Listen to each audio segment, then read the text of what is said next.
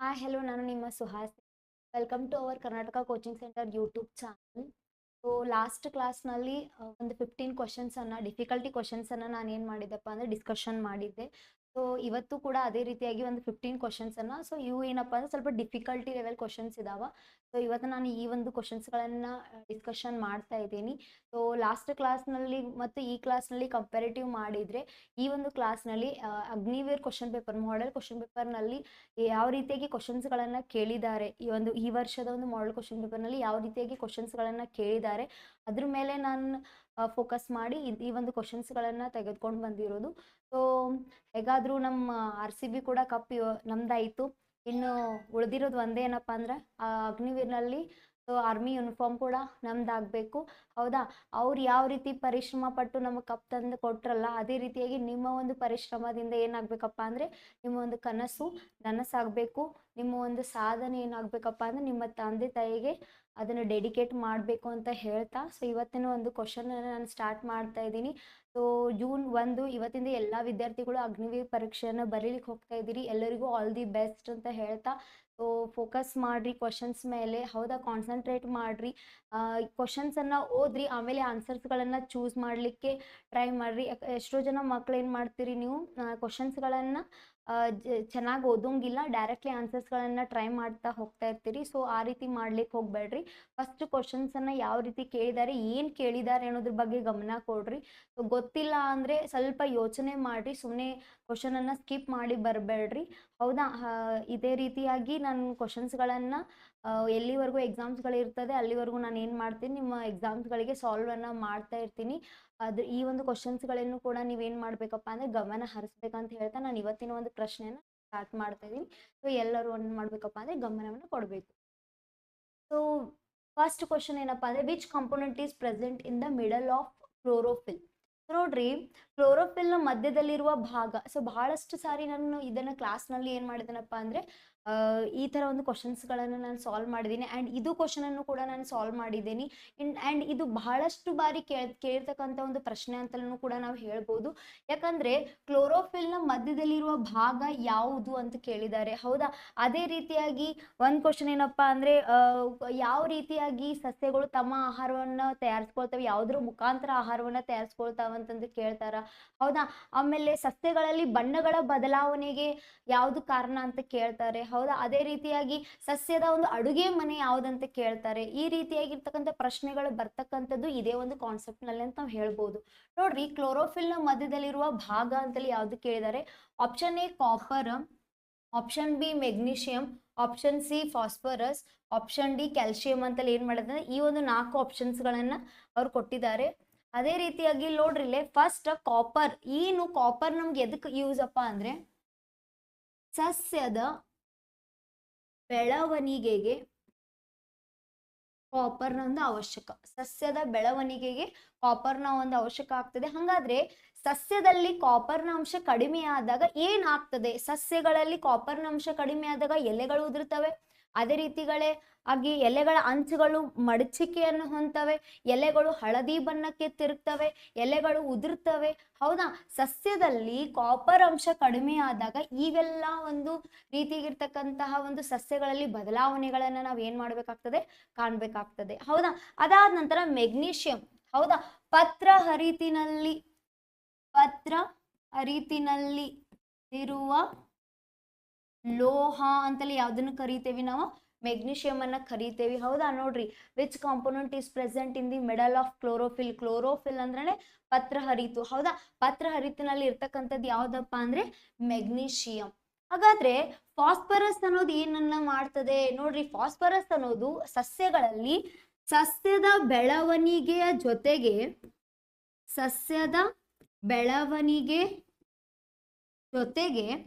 ಸಸ್ಯದ ಬೇರು ಮತ್ತು ಕಾಂಡಗಳ ಬೆಳವಣಿಗೆಯನ್ನು ಮಾಡಲಿಕ್ಕೆ ಸಹಾಯ ಮಾಡ್ತದೆ.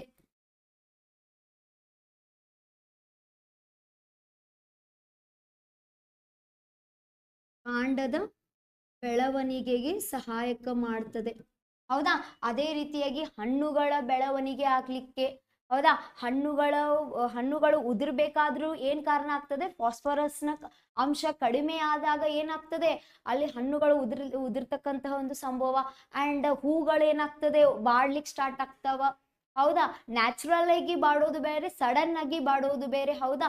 ಅದೇ ರೀತಿಯಾಗಿ ಚಿಗುರ್ತಕ್ಕಂತಹ ಒಂದು, ಈಗ ಬೇಸಿಗೆ ಕಾಲ ಬಂತಂದ್ರೆ ಮಾವಿನಕಾಯಿ ಆಗಿರ್ಬಹುದು, ಕೆಲವೊಂದು ಹಣ್ಣುಗಳು ಏನಾಗ್ತವೆ? ಹಣ್ಣುಗಳ ಒಂದು ಮರಗಳ ಚಿಗ್ಲಿಕ್ಕೆ ಸ್ಟಾರ್ಟ್ ಆಗ್ತದೆ. ಆದ್ರೆ ಯಾವಾಗ ಒಂದು ಮರಗಳಲ್ಲಿ ಫಾಸ್ಫರಸ್ನ ಅಂಶ ಕಡಿಮೆ ಆಗ್ತದೋ ಅವಾಗ ಏನಾಗ್ತದಪ್ಪ ಅಂದ್ರೆ ಕಾಂಡಗಳ ಬೆಳವಣಿಗೆ ಏನಾಗ್ತದೆ? ಕುಂಠಿತಗೊಳ್ತದೆ. ಸಸ್ಯದ ಬೆಳವಣಿಗೆ ಕುಂಠಿತಗೊಳ್ತದೆ. ಹೌದಾ? ಹೂವು ಆಗಿರ್ಬೋದು, ಹಣ್ಣಿನ ಬೆಳವಣಿಗೆ ಏನಾಗ್ತದೆ? ಸರಿಯಾಗಿ ಆಗೋದಿಲ್ಲ. ಸೊ ಈ ರೀತಿಯಾಗಿರ್ತಕ್ಕಂತಹ ಬದಲಾವಣೆಗಳನ್ನ ನಾವು ಸಸ್ಯದಲ್ಲಿ ನೋಡ್ಬೇಕಾಗ್ತದೆ. ಹೌದಾ? ಕ್ಯಾಲ್ಸಿಯಂ ನೋಡ್ರಿ, ನಮ್ಮ ಒಂದು ದೇಹಕ್ಕೂ ಕೂಡ ಕ್ಯಾಲ್ಸಿಯಂ ಎಷ್ಟು ಉಪಯುಕ್ತ ಆಗಿದೆನೋ ಅದೇ ರೀತಿಯಾಗಿ ಸಸ್ಯಗಳಲ್ಲೂ ಕೂಡ ಅಷ್ಟೇ ಇಂಪಾರ್ಟೆಂಟ್ ಏನಾಗ್ಯದಪ್ಪ ಅಂದ್ರೆ ಕ್ಯಾಲ್ಸಿಯಂ ಆಗ್ಯದ. ಇದು ಕೂಡ ಸಸ್ಯದಲ್ಲಿರ್ತಕ್ಕಂತಹ ಕಾಂಡಗಳ ಬೆಳವಣಿಗೆಗೆ, ಹೌದಾ, ಖನಿಜ ಲವಣಾಂಶಗಳಲ್ಲಿ ಏನಪ್ಪಾ ಅಂದ್ರೆ ಕ್ಯಾಲ್ಸಿಯಂ ಅಂಶ ಇತ್ತು ಅಂದ್ರೆ ಸಸ್ಯ ಏನಾಗ್ತದೆ? ಸದೃಢವಾಗಿ ಬೆಳೀತದೆ. ಹೌದಾ? ಆಮೇಲೆ ಬಹಳಷ್ಟು ದಿನಗಳ ಕಾಲ ಬೆಳೀತದೆ ಅಂತಲೇ ಹೇಳ್ಬಹುದು. ಹೌದಾ? ಸೊ ಕ್ಯಾಲ್ಸಿಯಂ ಏನಪ್ಪಾ ಅಂದ್ರೆ ನಮ್ಗೆ ಇದಕ್ಕೋಸ್ಕರ ಸಸ್ಯದ ಒಂದು ಬೆಳವಣಿಗೆ, ಇದು ಕೂಡ ಸಸ್ಯದ ಒಂದು ಬೆಳವಣಿಗೆಗೆ ಉಪಯುಕ್ತವಾಗಿದೆ ಅಂತಲೇ ಹೇಳ್ಬಹುದು.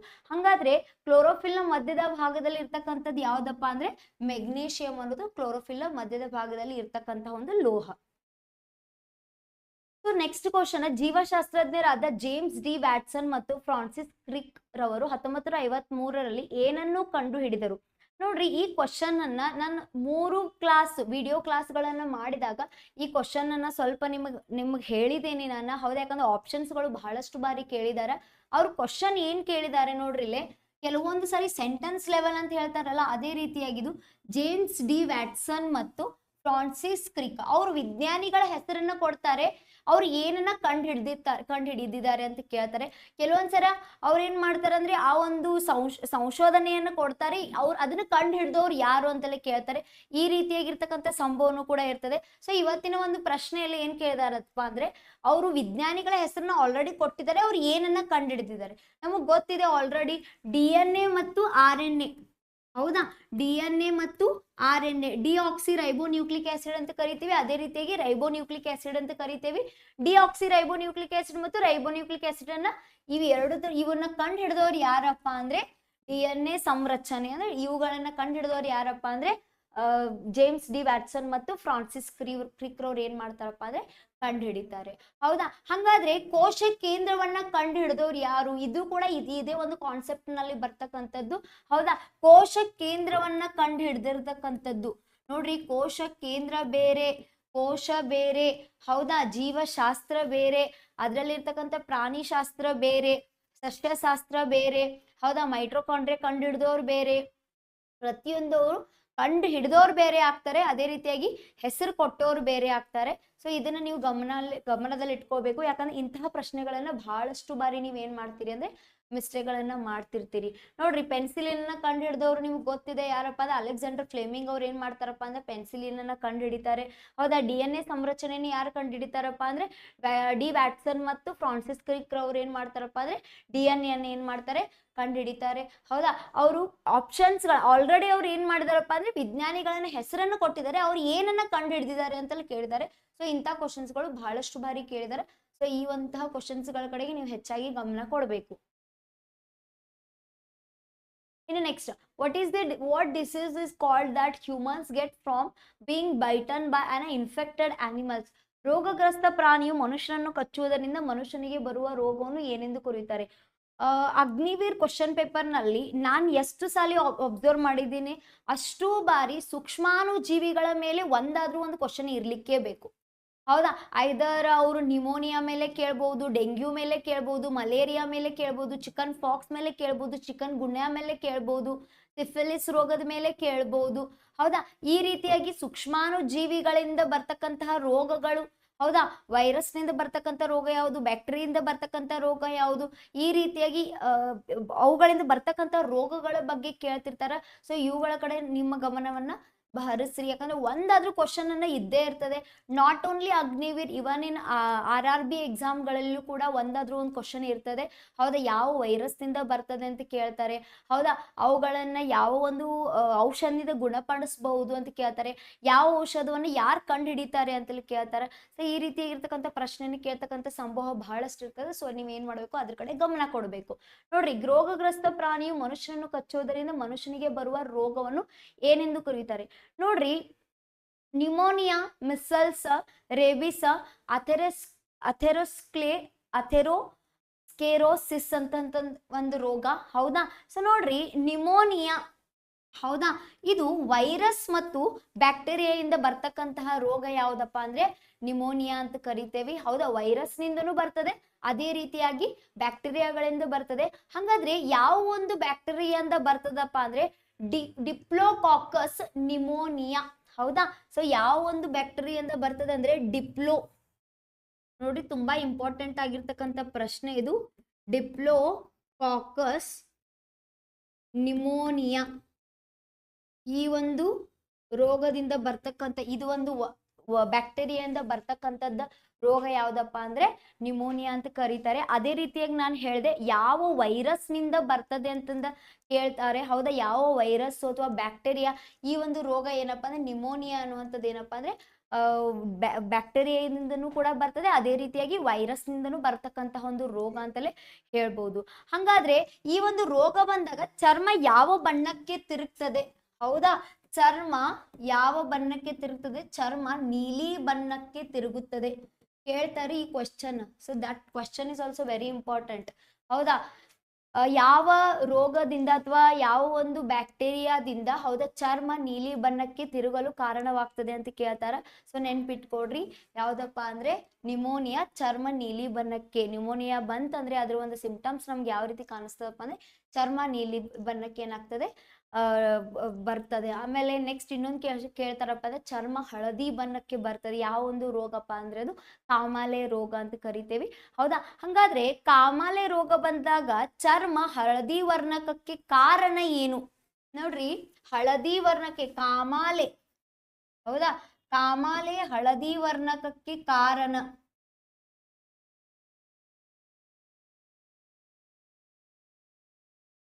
ಹಳದಿ ವರ್ಣಕ್ಕೆ ಕಾರಣ ಯಾವ್ದಪ್ಪ ಅಂದ್ರೆ ಬಿಲಿರುಬಿನ್ ಅನ್ನುವಂಥದ್ದು. ಯಾವ್ದಪ್ಪ ಅಂದ್ರೆ ಬಿಲಿರುಬಿನ್. ನಾನು ಇಲ್ಲಿ ಬರಿತೀನಿ ನೋಡ್ರಿ, ಬಿಲಿರುಬಿನ್. ಸೊ ಇದನ್ನು ಬಹಳಷ್ಟು ಕೇಳಿಲ್ಲ ಯಾರು ಈ ವರ್ಡ್ ಅನ್ನ. ಯಾಕಂದ್ರೆ ಇದೊಂದು ರೀತಿಯಾಗಿರ್ತಕ್ಕಂತಹ ಹೊಸದಾಗಿ ಇರ್ತಕ್ಕಂತಹ ಒಂದು ಪ್ರಶ್ನೆ ಅಂತ ಹೇಳ್ಬೋದು. ಕಾಮಾಲೆ ಒಂದು ರೋಗ ಹಳದಿ ಬಣ್ಣಕ್ಕೆ ಏನಾಗ್ತದೆ, ತಿರುಗ್ತದೆ. ಹೌದಾ, ಮನುಷ್ಯನ ದೇಹ ಹಳದಿ ಬಣ್ಣಕ್ಕೆ ಬರ್ತದೆ. ಹಾಗಾದ್ರೆ ಕಾಮಾಲೆ ಹಳದಿ ವರ್ಣಕಕ್ಕೆ ಕಾರಣ ಏನಪ್ಪಾ ಅಂದ್ರೆ ಬಿಲಿರುಬಿನ್ ಅನ್ನುವಂತಹ ವರ್ಣಕ ಏನಾಗ್ತದಪ್ಪ ಅಂದ್ರೆ ಅದಕ್ಕೆ ಕಾರಣ ಆಗ್ತದೆ. ಅದಕ್ಕೋಸ್ಕರ ಏನಾಗ್ತದಪ್ಪ ಅಂದ್ರೆ ಕಾಮಾಲೆ ರೋಗ ಏನಾಗ್ತದೆ, ಬರ್ತದೆ. ಅದಕ್ಕೆ ಹಳದಿ ಬಣ್ಣವನ್ನ ಉಂಟು ಮಾಡ್ತದೆ ಅಂತ ಹೇಳ್ಬೋದು. ನೆಕ್ಸ್ಟ್ ಮಿಸಲ್ ಅನ್ನುವಂಥದ್ದು. ಮಿಸಲ್ ಅನ್ನೋದು ಯಾವ್ದು ರೋಗಪ್ಪ ಅಂದ್ರೆ ದಡಾರಕ್ಕೆ ನಾವ್ ಏನಂತ ಕರಿತೇವಿ, ಮಿಸಲ್ಸ್ ಅಂತ ಕರಿತೇವಿ. ನಾವ್ ಏನಂತ ಕರಿತೇವಪ್ಪ ಅಂದ್ರೆ ಮಿಸಲ್ ಅಂತ ಕರಿತೇವಿ, ದಡಾರ.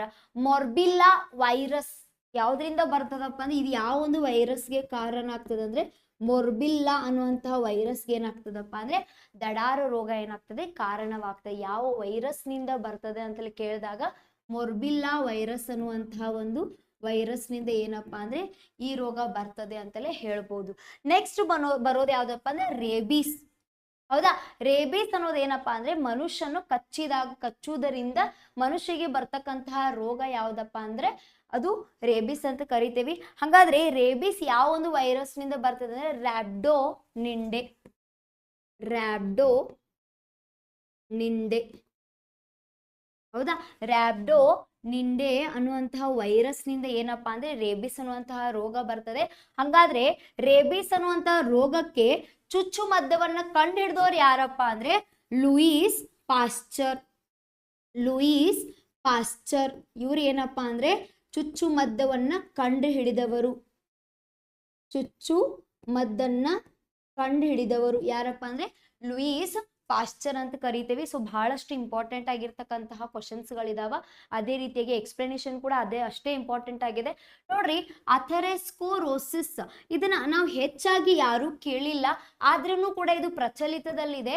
ನೋಡ್ರಿ, ಮಾನವನ ದೇಹದಲ್ಲಿ ಕೊಬ್ಬು ಯಾವಾಗ ಅತಿ ಹೆಚ್ಚಾಗ್ತದೆ? ಕೊಬ್ಬು ಹೆಚ್ಚಾದಾಗ, ಹೌದಾ?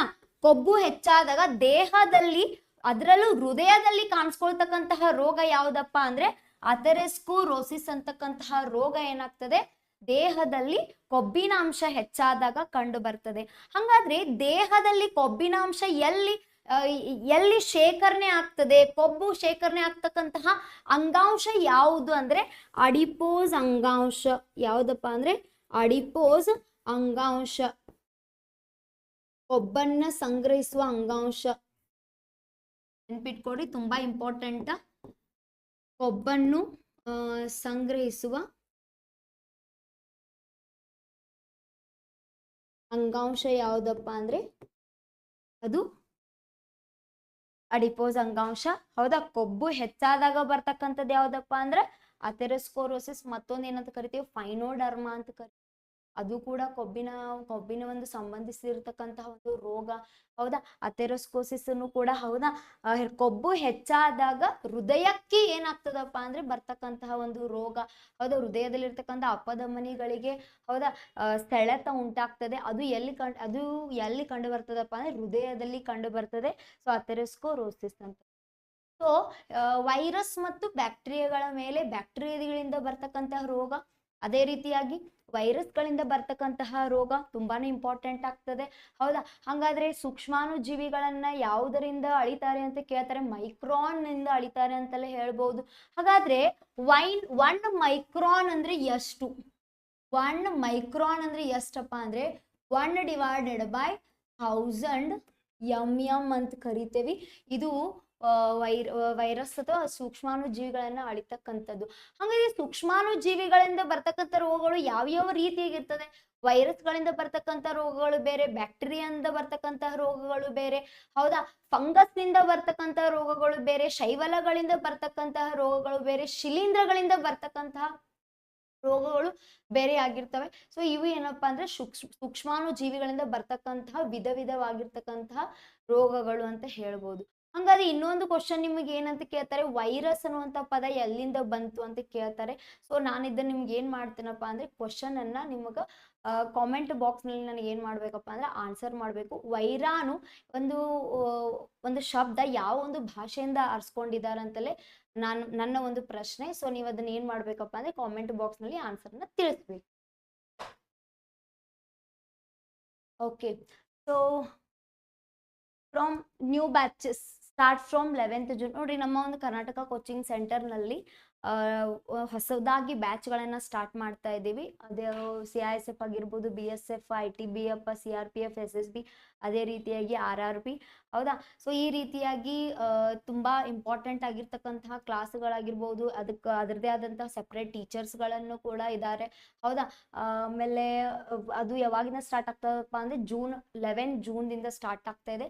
ಸೊ ಎಲ್ಲರೂ ಕೂಡ ಇದರ ಒಂದು ಸದುಪಯೋಗವನ್ನ ಪಡ್ಕೊಳ್ಬೇಕು. ನೀವು ಕೂಡ ಏನೇ ಒಂದು ಪ್ರಾಬ್ಲಮ್ಸ್ಗಳಿದ್ರು, ಸ್ಟಡೀಸ್ ಡಿಫಿಕಲ್ಟಿ ಇದ್ರೂ ಕೂಡ ಟೀಚರ್ಸ್ಗಳನ್ನ ನೀವು ಕೂಡ ಏನ್ ಮಾಡ್ಬೋದು, ಪರ್ಸನಲ್ ಆಗಿ ಮೀಟ್ ಆಗಿ ನೀವು ಕೇಳ್ಕೊಂಡು, ಹೌದಾ, ಟೀಚರ್ಸ್ ಜೊತೆಗೆ ಚರ್ಚೆಯನ್ನ ಮಾಡ್ಬೋದು. ನಿಮಗೆ ಏನಾದ್ರೂ ಎನ್ಕ್ವೈರಿ ಇತ್ತಂದ್ರೆ, ಹೌದಾ, ಇಲ್ಲಿ ನಂಬರ್ಸ್ ಇದಾವ, ಇವುಗಳನ್ನ ನೀವೇನ್ ಮಾಡ್ಬೇಕಪ್ಪ ಅಂದ್ರೆ ಈ ಒಂದು ನಂಬರ್ಸ್ಗಳಿಗೆ ಕಾಲ್ ಮಾಡಿ ಕೇಳ್ಬೋದು. ಇಲ್ಲ ಅಂದ್ರೆ ಇಲ್ಲೇ ಬಂದು ನೀವೇನ್ ಮಾಡ್ಬೋದು, ಎನ್ಕ್ವೈರಿನಲ್ಲಿ ಆಫೀಸ್ನಲ್ಲಿ ಕೇಳ್ಕೋಬಹುದು. ಹೌದಾ? ಸೊ ಎಲ್ಲರೂ ಏನ್ ಮಾಡಿ ಅದೇ ರೀತಿಯಾಗಿ RRB, NTPC, ELP ಆಲ್ರೆಡಿ ಈಗ ಕಾಲ್ ಫಾರ್ಮ್ ಅನ್ನ ಆಗ್ಯದ ELP. ಹೌದಾ? ಸೊ ಇದನ್ನ ಒಂದು ಸದುಪಯೋಗವನ್ನ ಪಡ್ಕೊಡ್ರಿ. ಇದಕ್ಕೂ ಕೂಡ ಒಂದು ನುರಿತವಾಗಿರ್ತಕ್ಕಂಥ ಟೀಚರ್ಸ್ಗಳಿದಾರ. ಸೈನ್ಸ್ ಆಗಿರ್ಬೋದು, ಮ್ಯಾಥಮೆಟಿಕ್ಸ್, GK, ಸಪರೇಟ್ ಟೀಚರ್ಸ್ಗಳು ಇದಾರ. ಹೌದಾ? ಸೊ ನೀವೆಲ್ಲರೂ ಕೂಡ ನಿಮ್ಗೊಂದು ಕ್ಲಾಸ್ಗಳ ಒಂದು ಏನಾದ್ರೂ ವಿಷಯ ತಿಳ್ಕೊಬೇಕಾಗಿತ್ತಂದ್ರೆ ಸೊ ನೀವು ಇಲ್ಲೇನು ಬಂದು ಕೇಳ್ಬೋದು. ಇಲ್ಲ ಒಂದು ಇವೆರಡು ಕಾಂಟ್ಯಾಕ್ಟ್ ನಂಬರ್ಗಳು ಕೊಟ್ಟು ನೀವು ಏನ್ ಮಾಡ್ಬೋದು, ಕಾಂಟ್ಯಾಕ್ಟ್ ಮಾಡ್ಬೋದು. ಸೊ ನೆಕ್ಸ್ಟ್, ಜೀವಕೋಶದಲ್ಲಿ ಪ್ರೋಟೀನ್ ಸಂಯೋಜನೆ ನಡೆಯುವುದು ಎಲ್ಲಿ? ಸೊ ಸ್ರಾವಕ ಕಣಗಳು, ಮೆದುಸಿನ ಬಿಂದುಗಳು, ರೈಬೋಸೋಮ್ಗಳು, ಮೈಟೋಕಾಂಡ್ರಿಯಾ. ಈ ಕ್ವಶನ್ ಬಗ್ಗೆ ಎಕ್ಸ್ಪ್ಲನೇಷನ್ ಮಾಡೋದಿಲ್ಲ, ಯಾಕಂದ್ರೆ ಬಹಳಷ್ಟು ಬಾರಿ ನನ್ನ ಲಾಸ್ಟ್ ಕ್ಲಾಸ್ನಲ್ಲಿ ಆಗಿರ್ಬೋದು, ಮುಂಚೆ ಒಂದ್ 2 ಕ್ಲಾಸ್ನಲ್ಲಿ ಆಗಿರ್ಬೋದು, ನಾನು ಇದನ್ನ ಪ್ರತಿ ಸಲ ನಾನು ಎಕ್ಸ್ಪ್ಲೇನ್ ಮಾಡ್ಕೊಂತ ಬಂದಿದ್ದೀರಿ. ಹೌದಾ, ನಿಮಗೂ ಕೂಡ ಆಲ್ರೆಡಿ ಗೊತ್ತಿದೆ ಪ್ರೋಟೀನ್ ಅನ್ನ ಉತ್ಪಾದನೆ ಮಾಡ್ತಕ್ಕಂಥ ಅಥವಾ ಪ್ರೋಟೀನ್ ಕಾರ್ಖಾನೆ ಅಂತಲೂ ಕೂಡ ಕರಿತಕ್ಕಂಥದ್ದು ಯಾವ್ದಪ್ಪ ಅಂದ್ರೆ ರೈಬೋಸೋಮ. ಹಾಗಂತ ಏನ್ ಮಾಡ್ತೀವಿ ನಾವು, ಪ್ರೋಟೀನ್ ಸಂಯೋಜನೆ ನಡೆಯುವುದೆಲ್ಲಪ್ಪ ಅಂದ್ರೆ ರೈಬೋಸೋಮ್ಗಳಲ್ಲಿ ಅಂತಲೇ ಹೇಳ್ಬೋದು. ನೆಕ್ಸ್ಟ್ ಹೈಪೋನೆಟ್ರಿಮಿಯಾ ಬರುವುದು ಇದರ ಒಂದು ಕೊರತೆಯಿಂದ. ನೋಡ್ರಿ, ಯಾವುದರಿಂದ, ಯಾವ ಒಂದು ಕೊರತೆಯಿಂದ ಯಾವ ರೋಗ ಬರ್ತದೆ, ಇದು ಕೂಡ ತುಂಬಾ ಇಂಪಾರ್ಟೆಂಟ್ ಆಗ್ತದೆ. ಸೊ ನೋಡ್ರಿ, ಅಯೋಡಿನ್, ಪೊಟ್ಯಾಷಿಯಂ, ಸೋಡಿಯಂ, ಕ್ಯಾಲ್ಸಿಯಂ. ನೋಡ್ರಿ, ಅಯೋಡಿನ್, ಪೊಟ್ಯಾಷಿಯಂ, ಸೋಡಿಯಂ, ಕ್ಯಾಲ್ಸಿಯಂ ನಾನು 1 by 1 ಅನ್ನು ಎಕ್ಸ್ಪ್ಲೇನ್ ಮಾಡ್ತೀನಿ. ಕ್ಯಾಲ್ಸಿಯಂ ಅನ್ನೋದು ಹೈಪೋ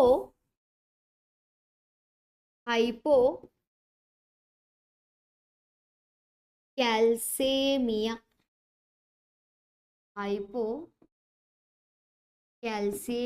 ಇದರ ಒಂದು ಕೊರತೆ ಬರ್ತಕ್ಕಂಥದ್ದು ಯಾವ್ದಪ್ಪ ಅಂದ್ರೆ ಕ್ಯಾಲ್ಸಿಯಂ, ಹೈಪೋಕ್ಯಾಲ್ಸಿಯಂ. ನೆಕ್ಸ್ಟ್ ಅದಾದ ನಂತರ ಪೊಟ್ಯಾಷಿಯಂ, ಇದು ಹೈಪೋಕ್ಯಾಲ್ಸೇಮಿಯಾ ಆದ್ರೆ ಇದು ಹೈಪೋಕಲ್ಮಿಯಾ. ಯಾವ್ದ್ರಿಂದಪ್ಪ ಅಂದ್ರೆ ಹೈಪೋಕಲ್ಮಿಯಾ ಒಂದು ಬರ್ತಕ್ಕಂಥದ್ದು ರೋಗ ಪೊಟ್ಯಾಷಿಯಂ. ಎದ್ರಿಂದಪ್ಪ ಅಂದ್ರೆ ಹೈಪೋಕಲ್ಮಿಯಾ ಅಂತ ಕರಿತೇವೆ. ಪೊಟ್ಯಾಷಿಯಂ ಕೊರತೆಯಿಂದ ಹೈಪೋಕಲ್ಮಿಯಾ ರೋಗ ಬರ್ತದೆ. ಅಫ್ಕೋರ್ಸ್ ನಿಮ್ಗೆ ಎಲ್ರಿಗೂ ಗೊತ್ತದ ಅಯೋಡಿನ್ ನಿಂದ ಯಾವ ಕೊರತೆ ಬರ್ತದಪ್ಪ ಅಂದ್ರೆ ಗಾಯ್ಟರ್ ಅಥವಾ ಥೈರಾಯ್ಡ್ ಅಂತ ಕರಿತೇವಿ. ಹೌದಾ, ಗಾಯ್ಟರ್ ಆರ್ ಥೈರಾಯ್ಡ್. ಇದನ್ನ ನಾವೇನಂತ ಕರಿತೇವೆ, ಅಯೋಡಿನ್ ಕೊರತೆಯಿಂದ ಬರ್ತಕ್ಕಂಥ ಒಂದು ರೋಗ ಅಂತ ಕರಿತೇವೆ. ಹಾಗಾದ್ರೆ ಉಳಿದಿರೋದು ಯಾವುದು, ಸೋಡಿಯಂ ಹೈಪೋನೆಟ್ರಿಮಿಯಾ, ಇದರಿಂದ ಬರ್ತಕ್ಕಂಥದ್ದು ಯಾವ್ದಪ್ಪ ಅಂದ್ರೆ ಸೋಡಿಯಂ. ಸೊ ನೋಡ್ರಿ, ಇದು ಫಸ್ಟ್ ಹೈಪೋಕ್ಯಾಲ್ಸಿಮಿಯಾ, ಕ್ಯಾಲ್ಸಿಯಂ ನಿಂದ ಕ್ಯಾಲ್ಸಿಯಂ ಕೊರತೆ ಯಾವಾಗ ಕಡಿಮೆ ಆಗ್ತದೆ ದೇಹದಲ್ಲಿ. ನೋಡಿ, ನಮ್ಮ ದೇಹದಲ್ಲಿ ಕ್ಯಾಲ್ಸಿಯಂ ಅಂಶ ಎಷ್ಟಿದೆ, ಮೂಳೆಗಳಿಗೆ, ಹಲ್ಲುಗಳಿಗೆ, ಹೌದಾ, ಕ್ಯಾಲ್ಸಿಯಂ ಅತಿ ಉಪಯುಕ್ತವಾಗ್ಯದ. ಇವೆರಡೂ ಕೂಡ ನಮ್ಮ ದೇಹದಲ್ಲಿ ಕ್ಯಾಲ್ಸಿಯಂ ಇರ್ಲಿಲ್ಲ ಅಂದ್ರೆ ನಮ್ಗೆ ಯಾವ ರೋಗ ಬರ್ತದೆ, ಹೈಪೋಕ್ಯಾಲ್ಸಿಮಿಯಾ ರೋಗ ಬರ್ತದೆ. ನೆಕ್ಸ್ಟ್ ಸೋಡಿಯಂನೂ ಕೂಡ ಇರ್ಲಿಲ್ಲ ಅಂದ್ರೆ ನಮ್ಗೆ ಯಾವ ರೋಗ ಬರ್ತದೆ, ಹೈಪೋನೆಟ್ರಿಯಂ ಬರ್ತದೆ. ಪೊಟ್ಯಾಷಿಯಂ ಇರ್ಲಿಲ್ಲ ಅಂದ್ರೆ ಹೈಪೋಕಲ್ಮಿಯಾ ರೋಗ ಬರ್ತದೆ. ಅದೇ ರೀತಿಯಾಗಿ ಅಯೋಡಿನ್ ಕೊರತೆ ಇರ್ತದ್ರೆ ಗಾಯ್ಟರ್ ಅನ್ನುವಂತಹ ಒಂದು ರೋಗದಿಂದ ನಾವೇನಾಗ್ತೀವಿ ಅಂದ್ರೆ ಬಳಲ್ತೀವಿ ಅಂತಲೇ ಹೇಳ್ಬೋದು. ಸೊ ನೆಕ್ಸ್ಟ್ ಕ್ವಶನ್, ಓಝೋನ್ ಪದರ ಇರುವುದು ಓಕೆ ಸ್ಟ್ರಾಟೋಸ್ಫಿಯರ್, ಮೆಸೋಸ್ಫಿಯರ್, ಅಯೋನೋಸ್ಫಿಯರ್, ಟ್ರೋಫೋಸ್ಫಿಯರ್. ನಾನು ಕೆಲವೊಂದು ಹೇಳಿದ್ದೀನಿ, ಕೆಲವೊಂದು ಸಬ್ಜೆಕ್ಟ್ಗಳು ಸೈನ್ಸ್ಗೂ ಕೂಡ ಸಂಬಂಧಪಟ್ಟಿರುವುದಂತ ಹೇಳಿದ್ದೀನಿ. ಅದೇ ರೀತಿಯಾಗಿ ಓಝೋನ್ ಆಗಿರ್ಬಹುದು, ಗ್ರಹಗಳಾಗಿರ್ಬಹುದು, ಆಮೇಲೆ ಕೆಲವೊಂದು ಭೂಮಿಗೆ ಸಂಬಂಧಪಟ್ಟಿರ್ತಕ್ಕಂಥದ್ದನ್ನು ನಾವು ಸೈನ್ಸ್ ನಲ್ಲಿ ಸ್ಟಡಿಯನ್ನ ಮಾಡ್ತೀವಿ. ನೋಡ್ರಿ, ಓಝೋನ್ ಪದರು ಇರುವುದು ಯಾವುದರಲ್ಲಿ ಅಂತ ಕೇಳಿದಾರ. ಹಂಗಾದ್ರೆ ಫಸ್ಟ್ ನಾವು ಓಝೋನ್ ಬಗ್ಗೆ ತಿಳ್ಕೊಳ್ಳೋಣ.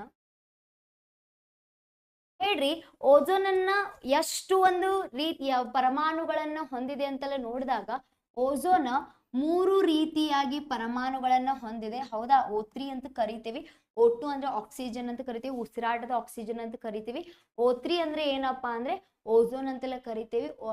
ಇದು 3 ಒಂದು ಪರಮಾಣುಗಳನ್ನ ಹೊಂದಿದೆ ಅಂತ ಹೇಳ್ಬೋದು.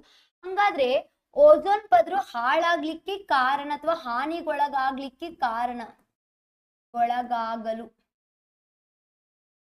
ಕಾರಣ ಏನಪ್ಪಾ ಅಂದ್ರೆ ಫಸ್ಟ್ ಪಾಯಿಂಟ್ ಬಂದ್ಬಿಟ್ಟು CFC, chlorofluoro carbon. This point is very important. Second ಏನಪ್ಪಾ ಅಂದ್ರೆ ರೆಫ್ರಿಜರೇಟರ್ಸ್, ಫ್ರಿಡ್ಜ್ಗಳು. ಹೌದಾ,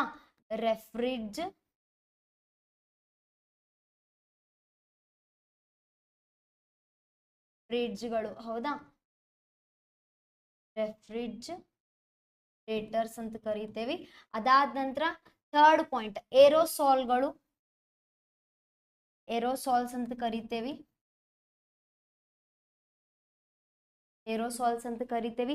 ಇವು ಏನಪ್ಪಾ ಅಂದ್ರೆ ಓಝೋನ್ ಪದರು ಹಾಳಾಗ್ಲಿಕ್ಕೆ ಕಾರಣವಾಗಿರ್ತಕ್ಕಂಥದ್ದು. ಹೌದಾ, ಸೊ ಅದಾದ ನಂತರ ನೆಕ್ಸ್ಟ್ ಏನಪ್ಪಾ ಅಂದ್ರೆ ಓಝೋನ್ ಪದರು ಹಾನಿಗೊಳಗಾಗಿರುವುದು ಎಲ್ಲಿ ಕಂಡು ಬಂದಿದೆ ಅಂದ್ರೆ, so this point is also very important. Ozone ಪದರು ಹಾನಿಗೊಳಗಾಗಿದ್ದು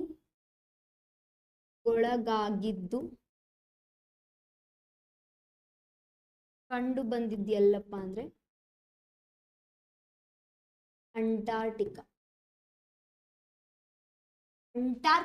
ಬೇರೆ, ಅಂಟಾರ್ಟಿಕಾ ಬೇರೆ. ಓಝೋನ್ ಪದರು ಹಾನಿಗೊಳಗಾಗಿದ್ದು ಕಂಡು ಬಂದಿದ್ದೆಲ್ಲಪ್ಪ ಅಂದ್ರೆ ಅಂಟಾರ್ಟಿಕಾದಲ್ಲಿ ಏನಾಗ್ತದೆ, ಕಂಡು ಬರ್ತದೆ. ಹಂಗಾದ್ರೆ ಓಝೋನ್ ಪದರ ಹಾನಿಗೊಳಗಾಗಿ ಕಂಡು ಬಂದಿದ್ದು ಅಂಟಾರ್ಟಿಕಾದಲ್ಲಾದ್ರೆ ಓಝೋನ್ ಪದರ ಹಾನಿಗೊಳಗೊಂಡಿದೆ ಅಂತಲೇ ತಿಳಿಸ್ಕೊಟ್ಟವ್ರು ಯಾರು? ಓಝೋನ್ ಪದರಿನಲ್ಲಿ ರಂಧ್ರವನ್ನು ಕಂಡು ಹಿಡಿದವರು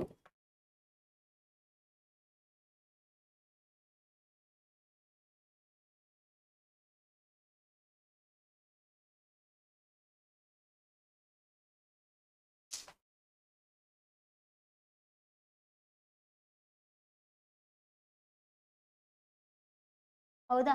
ಸೊ ಓಝೋನ್ ಪದರಿನಲ್ಲಿ ರಂಧ್ರವನ್ನು ಕಂಡು ಹಿಡಿದವರು ಯಾರಪ್ಪ ಅಂದ್ರೆ ಡಾಕ್ಟರ್ ಪೋರ್ಮನ್. ಯಾರಪ್ಪ ಅಂದ್ರೆ ಡಾಕ್ಟರ್ ಪೋರ್ಮನ್. ಓಝೋನ್ ಪದರಿನಲ್ಲಿ ರಂಧ್ರವನ್ನ ಕಂಡು ಹಿಡಿದವರು. ಹೌದಾ? ಯಾರಪ್ಪ ಅಂದ್ರೆ ಡಾಕ್ಟರ್ ಪೋರ್ಮನ್. ನೋಡ್ರಿ, ಪದರಿನಲ್ಲಿ ಕಂಡು ಹಿಡಿದವರು, ಓಝೋನ್ ಪದರಿನಲ್ಲಿ ರಂಧ್ರವನ್ನ ಕಂಡು ಹಿಡಿದವರು ಬೇರೆ ಆಗ್ತಾರೆ, ಓಝೋನ್ ಪದರಿನ ಬಗ್ಗೆ ಅಧ್ಯಯನ ಮಾಡಿದವರು ಬೇರೆ ಆಗ್ತಾರೆ. ಹೌದಾ? ನಾನು ಇಲ್ಲಿ ಕೊಟ್ಟಿರೋದೇನಪ್ಪ ಅಂದ್ರೆ ಓಝೋನ್ ಪದರಿನಲ್ಲಿ ರಂಧ್ರವನ್ನ ಕಂಡು ಹಿಡಿದವರು ಯಾರಪ್ಪ ಅಂದ್ರೆ ಡಾಕ್ಟರ್ ಪೋರ್ಮನ್ ಅಂತಲೇ ನಾವು ಕರಿತೇವಿ. ಅದೇ ರೀತಿಯಾಗಿ ಇನ್ನೊಂದು ಇಂಪಾರ್ಟೆಂಟ್ ಕ್ವಶನ್ ಏನಪ್ಪಾ ಅಂದ್ರೆ ಓಝೋನ್ ಪದರಿನ ಬಗ್ಗೆ ಅಧ್ಯಯನ ಮಾಡಿದವರು ಯಾರಪ್ಪ ಅಂದ್ರೆ ವ್ಯಾಲಿಸ್ ಬ್ರೂಕರ್. ಯಾರಪ್ಪ ಅಂದ್ರೆ ವ್ಯಾಲಿಸ್ ಬ್ರೂಕರ್ ಅನ್ನುವಂಥವ್ರು ಏನಪ್ಪಾ ಅಂದ್ರೆ ಓಝೋನ್ ಪದರಿನ ಬಗ್ಗೆ ಅಥವಾ ಓಝೋನ್ ಪದರಿನ ಬಗ್ಗೆ ಅಧ್ಯಯನ ಮಾಡಿದವ್ರು ಯಾರಪ್ಪ ಅಂದ್ರೆ ವ್ಯಾಲಿಸ್ ಬ್ರೂಕರ್. ಹಂಗಾದ್ರೆ ಓಝೋನ್ ಪದರನ್ನ ಯಾವ ಒಂದು ಇನ್ಸ್ಟ್ರೂಮೆಂಟ್ ದಿಂದ ಅಳಿತಾರೆ ಅಂತೆಲ್ಲ ನೋಡಿದಾಗ ಡಾಪ್ಸನ್ ಸ್ಕೇಲ್. ಹೌದಾ? ಅಳೆಯುವ ಇನ್ಸ್ಟ್ರೂಮೆಂಟ್ ಯಾವುದು ಅಂತೆಲ್ಲ ಕೇಳಿದಾಗ ಅಥವಾ ಅಳೆಯುವ ಒಂದು ಮಾಪನ ಅಂತ ಕೇಳಿದಾಗ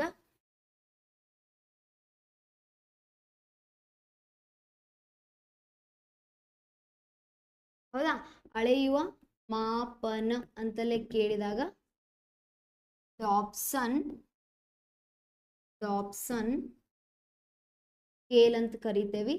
ಸೊ ಇದನ್ನ ಇನ್ನೊಂದು ಹೆಸರು ಏನಪ್ಪಾ ಅಂದ್ರೆ ನ್ಯಾನೋಮೀಟರ್ ಅಂತಲೇನು ಕರಿತೇವಿ. ಇದನ್ನ ಏನಂತ ಕರಿತೇವಿ? ನ್ಯಾನೋಮೀಟರ್ ಅಂತಲೇ ಇದನ್ನ ಕರಿತೇವಿ. ಇನ್ನು ಕೊನೆಯದಾಗಿ ಎಲ್ಲಾನು ತಿಳಿಸ್ಕೊಟ್ವಿ. ಕೊನೆಯದಾಗಿ ಏನಪ್ಪಾ ಅಂದ್ರೆ ಓಝೋನ್ ಪದರ ಎಲ್ಲಿ ಕಂಡು ಬರ್ತದೆ ಅಂದ್ರೆ ಓಝೋನ್ ಪದರ ಕಂಡು ಬರೋದು ಸ್ಟ್ರಾಟೋಸ್ಫಿಯರ್.